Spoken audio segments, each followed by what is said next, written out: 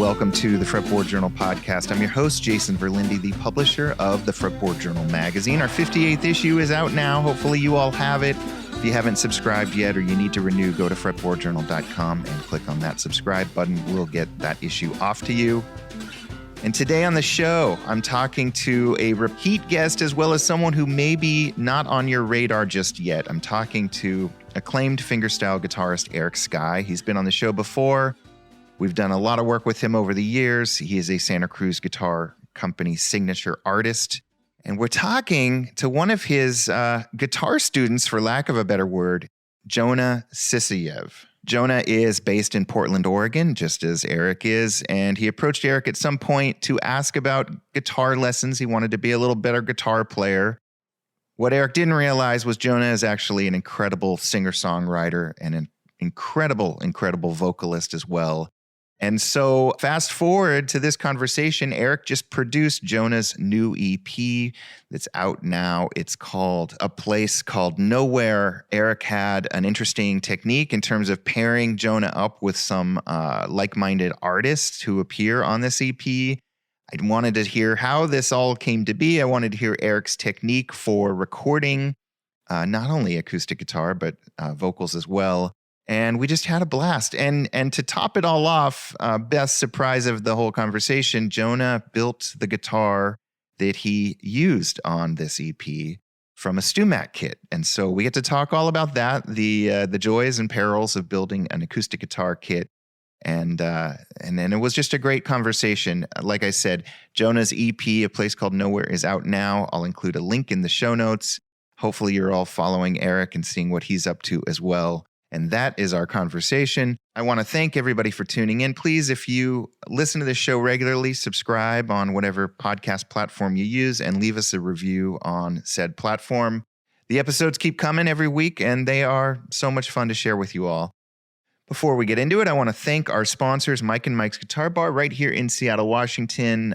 Go to mmguitarbar.com if you want to see what they are all about. They also have a Substack just filled with incredible and informative articles on gear collecting and gear history.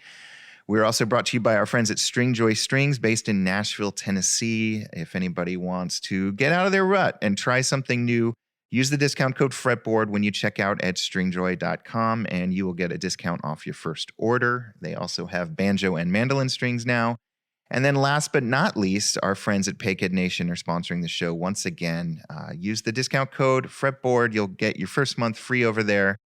And just a cavalcade of former Fretboard Journal guests are on their platform teaching you all, as well as former Fretboard Journal subjects and some of our writers as well. So it just feels like an extension of our family. Hopefully you are all members over there.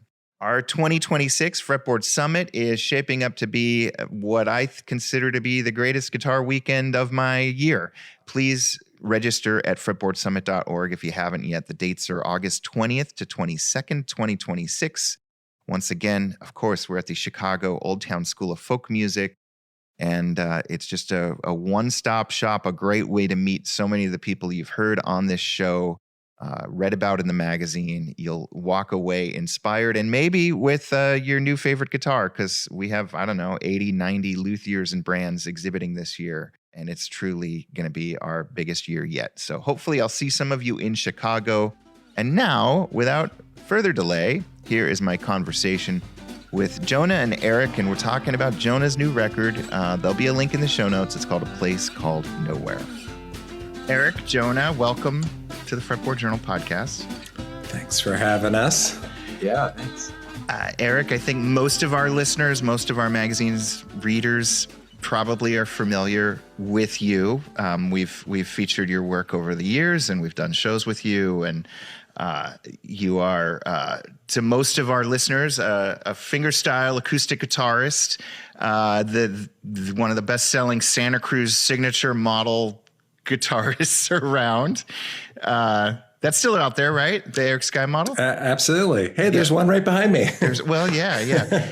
Yeah, no, it's totally still out there. And I have noticed over the last several years, maybe it's COVID, maybe it's not related to COVID, like you've been really diving deep into the world of video production and audio engineering, and you've become as much of a nerd about microphones as acoustic guitars. Totally. Is that all fair to say? Yeah, that's all fair to say. Okay. I mean, it goes back, I released 10 albums on my own going back 25 years, and I've always had some hand in it. But yeah, you're right. During the pandemic, I'm like buying stuff and getting more serious, and now having people, come to the house and helping other people make things. So it's definitely worsened. Yeah.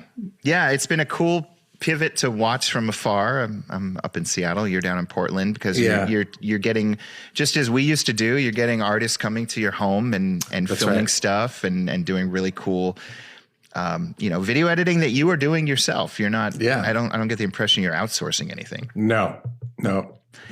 And then at some point, at least according to the text you sent me, Jonah reached out. Yeah. So Jonah came to take guitar lessons with me at some point. Right. And then at some point he just started singing, and I'm like, bro, like, what's going on? And then he slowly, it started to trickle out that he had a record deal. You were on a small label. Is that right? Yeah. I was on American Standard Time there. I don't know, Jason, if you're familiar with that guy. He's another Seattle guy. Yeah. So you were signed to a record label. Yeah. And you put out one, was it an EP or a full length album? I put out an EP, I believe that was 2024. And I kind of did the full band thing and all that with it. So it was a little bit more higher production. But that was kind of around the time that I reached out to Eric for some guitar lessons, and we started nerding out on guitar stuff. Yeah, it was just funny because we had done a bunch of lessons before I started to figure out, like, wow, this guy's really a killer singer-songwriter, So I got him to make some videos in my kitchen and stuff. And then eventually I had the idea, like, oh, we got to make a record. I just boom, got the perfect muse to set up all the microphones with. Well, before we jump to that, Jonah, what brought you to Eric? Like, how did you find out about him? Oh man, that's a good question. I think that I found out about him from just Instagram. Yeah. I feel like during the pandemic, I really hit a guitar low, where I had been, I've been playing and, writing music for a while now, but I kind of just felt completely bored with my instrument. And somehow I came across Eric on Instagram, and I reached out and I was like, dude, this guy's a really cool guy. I'll see if he even replies to me. And luckily he did, and he's a great guy. So that's kind of how that came about. And were you thinking that, or maybe you weren't thinking at all long term, but were you thinking that Eric's style of playing would accentuate your songwriting, or was it just sort of like, I need to do something different? Well, I think that I never really did the guitar lessons route when I was young. I just kind of, because this is me learning guitar in the 90s, so it's the old chord book, where you're looking at pictures of hands. Yeah. And so I feel like I kind of missed all the theory. I missed all the scales. I missed kind of all the basic knowledge. And so, but also I had reached out to other guitar players before, and it just felt like Eric's whole vibe and approach to guitar was kind of in line with what I wanted to do. So I think it was just kind of more of an in general thing. Plus I'd really like to learn to improvise a little better too. So that's kind of something I'm learning how to do with Eric. So, yeah. Yeah. So, I mean, I have to imagine it's pretty rare that somebody who's got a record deal goes and takes guitar lessons to try to but that's a cool thing, though. We all need to be. Or if they do, as the guitar teacher for 500 years now, if they do, you hear about it in advance, But this just sort of slowly came out of I think months later, So it was just really fun. Yeah. And then at what point in the guitar lesson process, Eric, did you kind of think maybe we should do something more than me show you stuff? Yeah, once I heard him sing, we're gonna make some stuff together, And I knew I wanted to start doing some recording of other people in the living room. You know, we've done house concerts and stuff here in my little 1920s Craftsman here in Northeast Portland. And everyone's always saying like, oh, this is a great sounding room. And it kind of is for whatever reason. So I got inspired. Maybe Jonah will remember this, but do you know Caitlin Canty?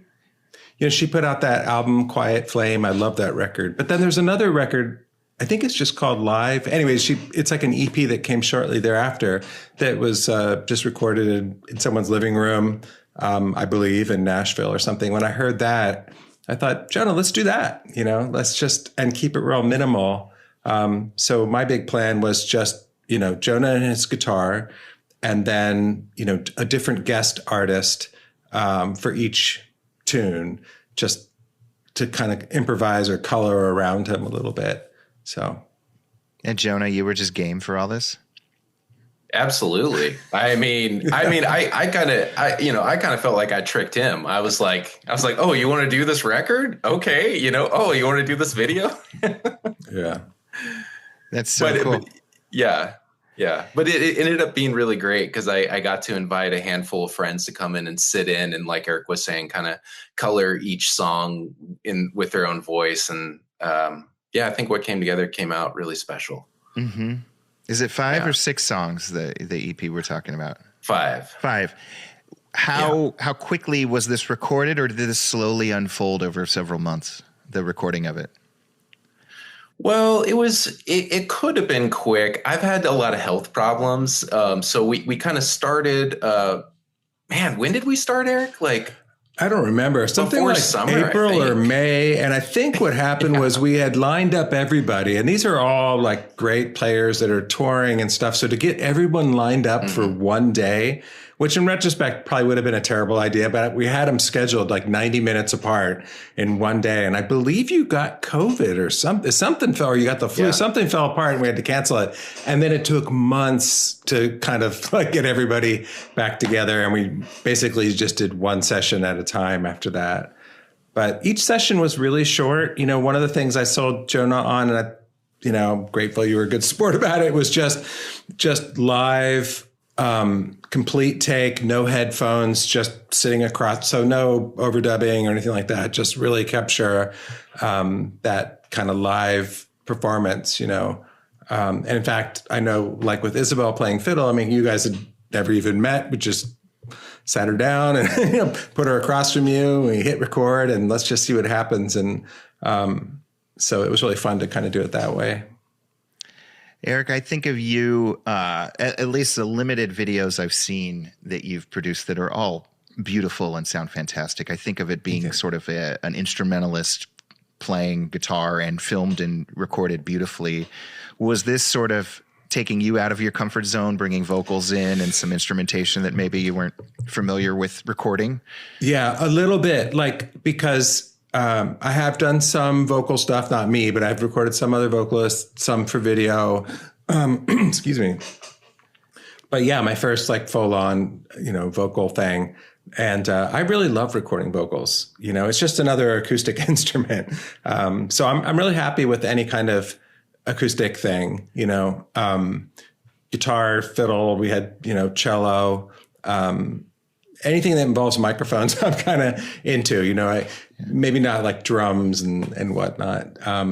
So yeah, I really like working with vocals now. So that seems to be a thing. It's not just solo guitar, like maybe people would imagine for me, Since I've established you as the consummate gear nerd, do you want to share what your microphones of choice are for a recording like this? Yeah. What did we use? I have a pair of Sheps cardioid small diaphragm condensers that we used on this record. And then I have a pair of, not real old vintage, but kind of late 80s AKG 414 microphones that we used on this record.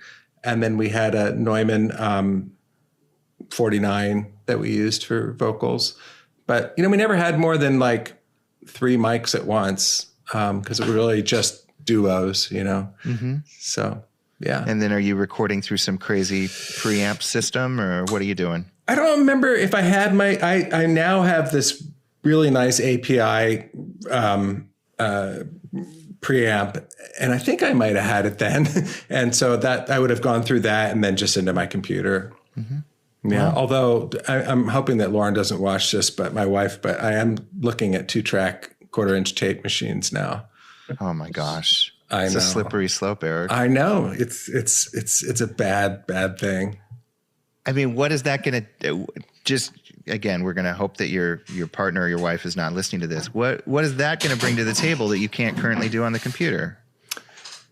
Nothing. I think it'll just attract the young people. No, that's the best sell. Right. I mean, it's something for Instagram. It'll look great in pictures. No, I mean, tape does a certain thing. I'm not saying I can't do that thing, in the computer or in the box, as they say. What I like about tape is the workflow. It's just like, Jonah would be a great example of that. We're just going to do complete takes, and I really love the idea of live to 2-track. I've made records that way before, back years ago with bands in San Francisco. I just love that, the level of commitment that you have to do. Like, you kind of get a sound and it's boom, it's done. So I don't know. We'll see if it actually happens. Now the kids are gone, I got the whole upstairs, and I'm kind of in the process of turning it into like an actual space where people can come and stay.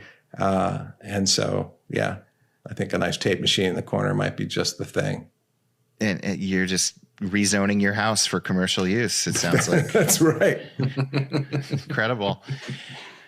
Jonah, how did this record differ from that first record that came out on American Standard Time? Because I listened to the new EP, a place called Nowhere, and I kind of heard a little sounded like it would fit in with folks who like Gregory Alan Isakov and some of that kind of stuff. Like, it's beautiful singer-songwriter recording. What was the first one like? Well, the last one is a lot more. There's drums and there's pedal steel. I don't know if you know Bart Budwig. Mm-mm. He's a great songwriter. He lives down in Southern Oregon and near Joseph.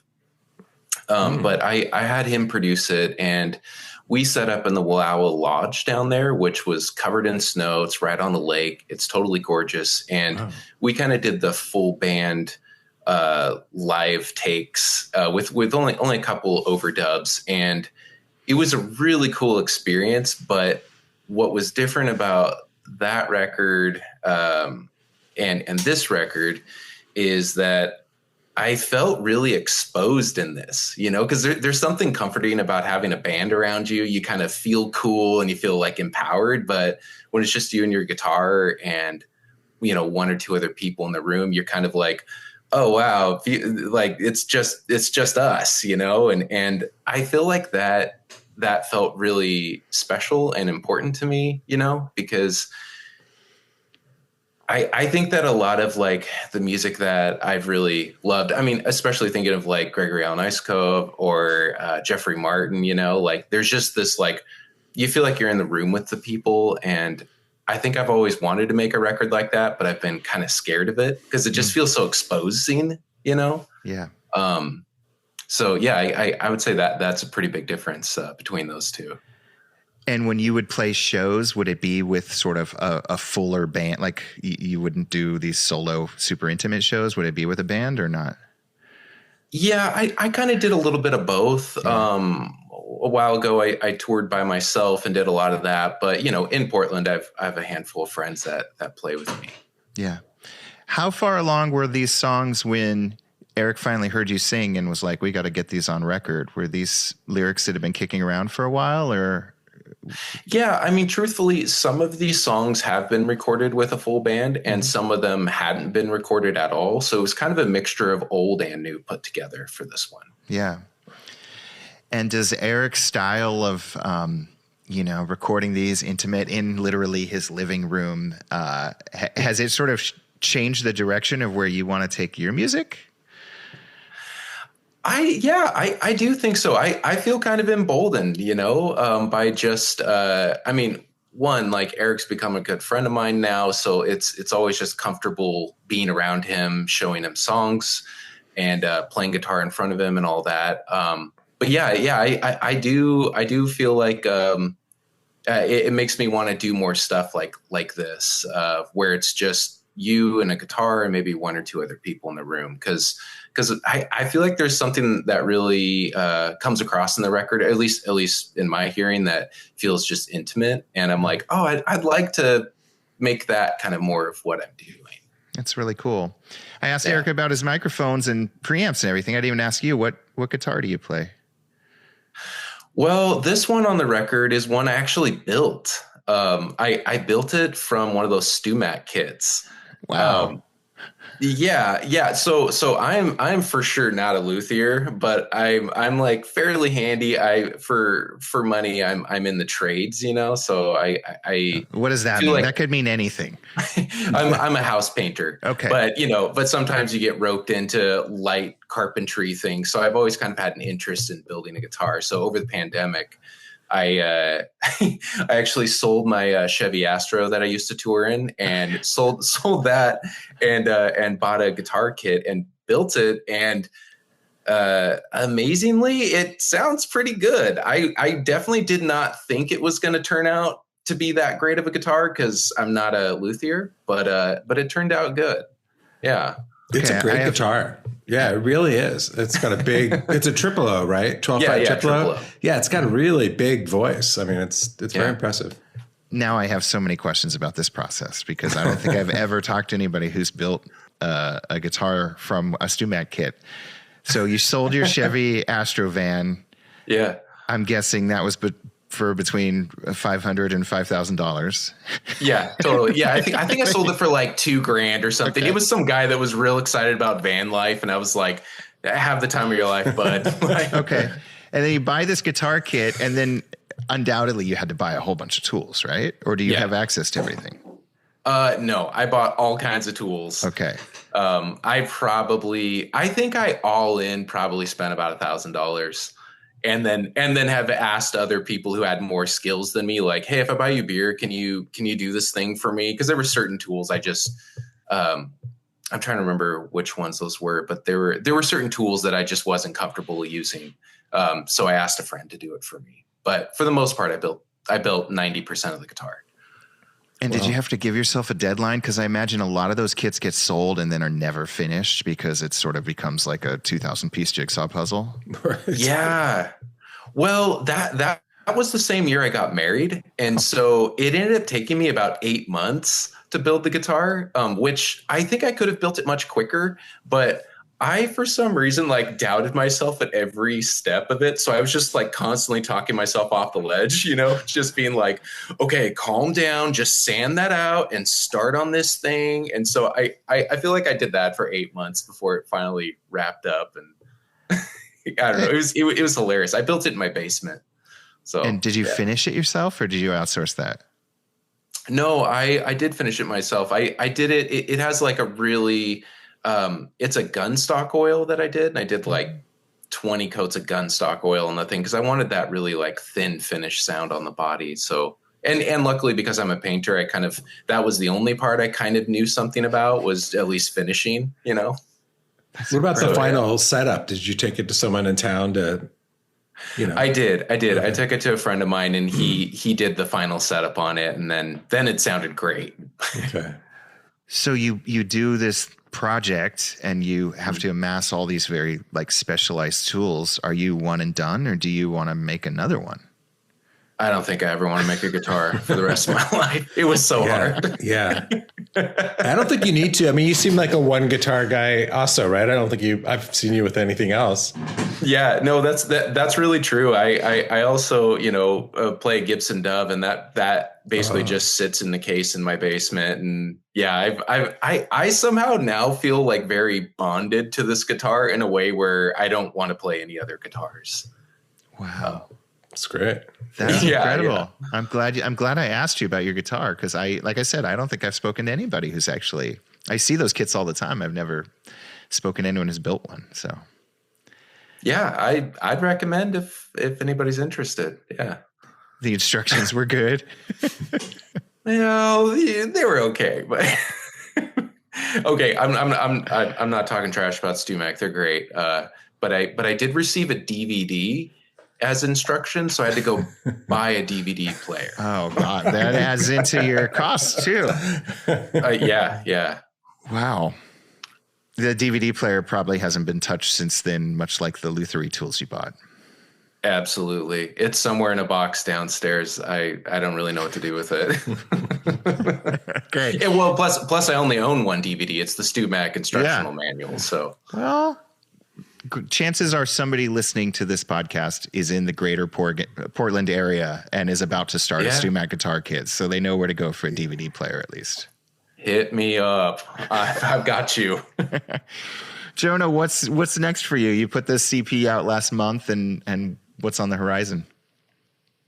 Well, I'm doing a release show actually tomorrow night. I'm sure by the time this airs, that won't be relevant knowledge anymore. We're talking March 6th, so March 7th. Yeah. You're doing a release show where? Doing it at Eric's house, right in the living room. We're going to recreate the whole thing. Wow. Is this sold out, Eric? I think so. Pretty close. Okay. Yeah. Okay. Yeah. Why, you want to come down? I mean, who wouldn't want to come down? But no. I mean, so all the performers from the EP are going to be there? Okay. Actually, no. I oversold that one. Okay. It'll be just me, and my wife does all the harmonies. So we're just going to do a really quiet, intimate little set. I love that. Yeah. Eric, right. walk us through we talked a little bit about your work as a recording and video engineer. Like what work goes into putting on a good house concert these days? Well, I vacuum. I bring all someone else was doing house concerts in the neighborhood years ago, and they downsized, and she gave me all her chairs. So I have all these folding chairs in the basement. So I bring them up, I don't know how many people we got coming tomorrow, but in the past I've had up to like 45 people. I mean, you've been in my living room. It's tiny. So it feels like a rock concert in there when you get like 40 people packed in there. But yeah, that's pretty much it. We don't have any kind of sound or anything. It's just, just sit and do it. 90% of the time I've only done it. This will be like the second one, I guess, really, where I've had someone come and play and I'm not playing. Normally it's me, and then, maybe if Goldenberg's in town, or I've had Adam Levy a few times, or I had Scott Law recently. Usually it's just me and another guitar player. So yeah, this should be fun. Yeah. How do you figure out like capacity and timing and all that stuff? Is that just trial and error from the prior shows? Yeah. I mean, I know that anything over 40 and people start complaining, it's just too many people in one little house. So that's how many tickets that I make available on the website that I use, whatever it is, Eventbrite or whatever. So once they're gone, and that's it. Yeah.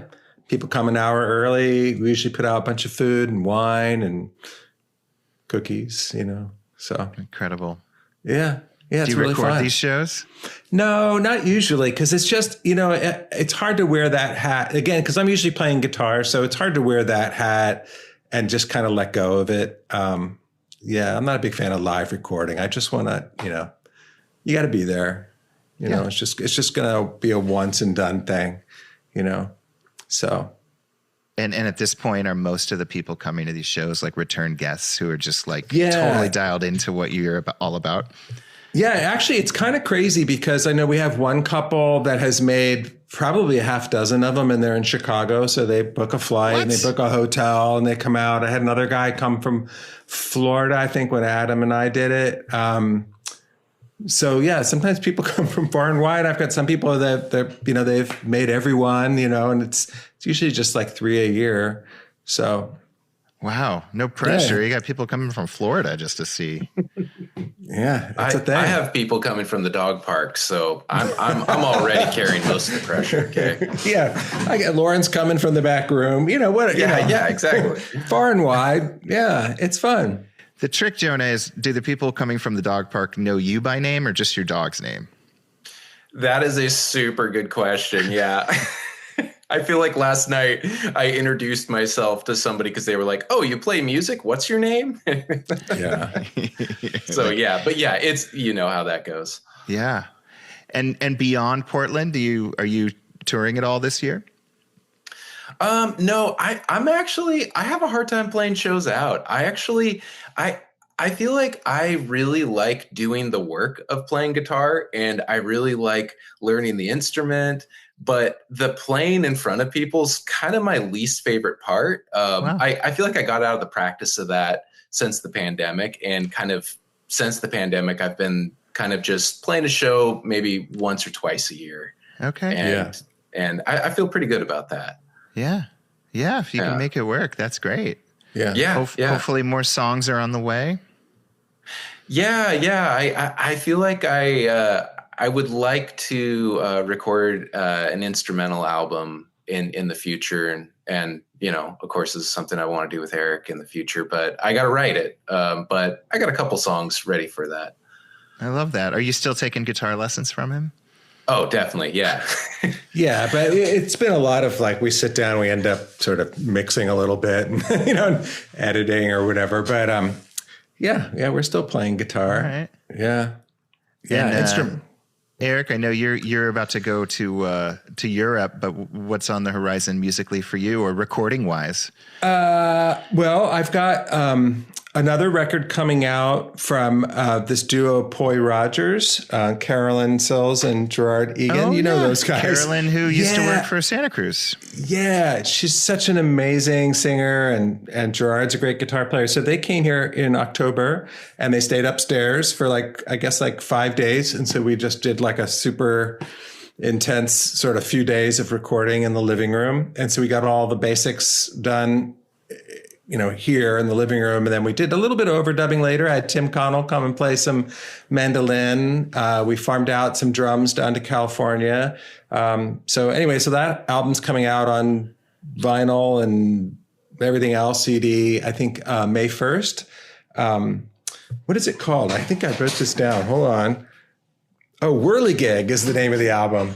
Okay. So, and it's going to be great. You know, Poi Rogers, it's like, I mean, I'm bad with this kind of stuff, but Gerard's playing like steel and National and Django guitar, plus the Dreadnought, just a great guitar player. And, you know, Carolyn's got that sort of killer Patsy Cline voice, and she's playing upright bass. I mean, it's just going to be a really, really fun record.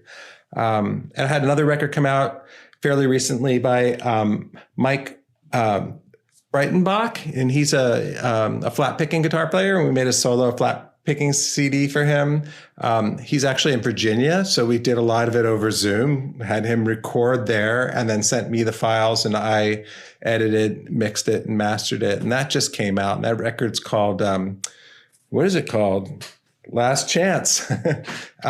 So it's like solo flat picking fiddle tunes, but kind of like more fiddle tunes from the old time world. So not like the frequent flyers you see in the normal guitar thing, but like more things that old time fiddlers would recognize. Really tasty stuff. How is it recording from afar? Like, do you send him a care package of microphones and USB cables and stuff? Yeah, kind of. No, so he reached out to me, kind of liked some of my records in that vein. And so he wanted some help with like, you know, ideas about arranging and stuff. So I kind of told him like, you know, gave him some ideas about getting the tunes together. And then he wanted help with picking out microphones. So I helped him pick out some microphones. And then we had some Zoom calls where he was setting up his space. And so he made has a house with I think it's like an attic or an upstairs or whatever. And I got him to get some moving blankets, you know, like you get like the ones they put in elevators that have little grommets, little holes. And he kind of set it up there. And then he sent me a bunch of test files, and I'd be like, no, move the mics back like 4 more inches and send me another file. And so we had a lot of back and forth until we got a very consistent and repeatable, guitar sound for him. And then once we had that dialed in, then I didn't hear from him about 3 or 4 months or so. And he just recorded like 3 takes of, I don't know how many tunes are on that record, maybe 8 or 9 or something like that. And then he's just sent me all of these files, and I mixed it and mastered it, and he put it out. So we still have never been in the same state together. But wow. Yeah, it was great. It was really great. That's fascinating. I mean, and I guess you could replicate that with anyone who wanted to do this in their home space. Yeah. Yeah, totally. Yeah, I mean, you just have to put some thought into, the room, right? Just kind of getting things to sort of, tame it so you don't hear. Like the last thing you want is like when, you go into a brand new, or you go to an open house and it's vacant and there's hardwood floors and you hear that flutter and then, you need to tame all that stuff and ideally get in a room where you're not getting like immediate reflection. So things aren't coming into the microphone, 10 milliseconds later, multiple times or something. So somehow deadening the room a little bit. And so that's with that sort of test process. It would just send me 10 seconds of this, 10 seconds of that. And then, maybe use like, I have some chopsticks that I like to use between my guitar and my microphone. So I'm always the exact same distance from it. So once you decide like 10 inches from, I don't know, whatever it is, the 12th fret or something, sort of creating some sort of measuring thing, could use a tape. And so, yeah, just so it's consistent, right? Because if you give me 3 takes of something, they can't be very different tonally, right? Or once we do get a good sound, I mean, you want to have that same sound on Tuesday as well, Yeah. So, wow. Okay. Yeah. You could attach your guitar to one of those chains, like the pins at the bank. Totally. Yeah. That way it's always uniform. Yeah. To the mic. Right. You can use that, Eric, with your next client. Okay, great. Yeah. So. Yeah. So, yeah. Sounds like a great opportunity to sell this product. Yeah. So, yeah, anyway, I love this stuff. It turns out like I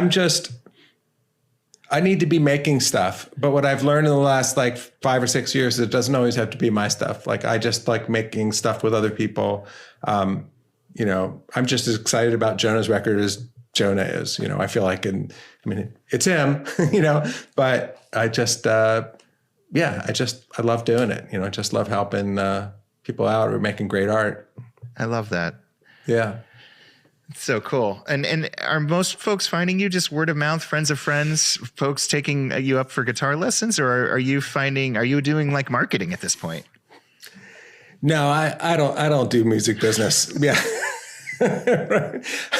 What Jonah was saying earlier about doing gigs, it sort of reminded me like, I kind of feel the same way, or sort of I kind of come and gone in and out of the music business, but I really like the whole setting up the easel in the morning and making black coffee and all of that. I don't like going into the gallery in my sport coat and drinking wine and shaking hands and stuff. I'm just terrible at the music business. Yeah, I think as far as this stuff, I don't know. Yeah, I've mentioned a couple of times on Instagram. I'll probably do more. But yeah, friends have reached out. I usually know people, I have a lot of good friends that are great musicians, so I'm a lucky guy. Yeah. Yeah. Totally. Well, you guys, thank you for doing this. I'm going to include a link to the EP for anyone who wants to check out Jonah's work. Jonah, can you send me pictures of this guitar that you built? I'm dying to see like photos of it. Good. I'll share those. Totally. I'll send it to you. Yeah. It's so cool. And if anybody's interested, I have a whole highlight reel on my Instagram page that shows like videos of me routing out stuff. And really? That too. Yeah, totally. I'll find it. Yeah, that sounds great. But I'll email some to you. Oh, yeah. I love that. Yeah. Okay. Well, I'll try to get this out before the show at Eric's house, but I have a feeling you don't need my help. You've sold this thing out. Yeah. So did it. Yeah, but obviously folks should follow you, both of you, for future events and recordings and all that good stuff. Awesome. Yeah. Thank you, Jason. Thanks, guys. Yeah. Thanks for having us. All right, that was my conversation with Jonah and Eric. I hope you enjoyed the show. Please leave us a review if you did. Please stay in touch. And thanks as always for tuning in to the Fretboard Journal podcast.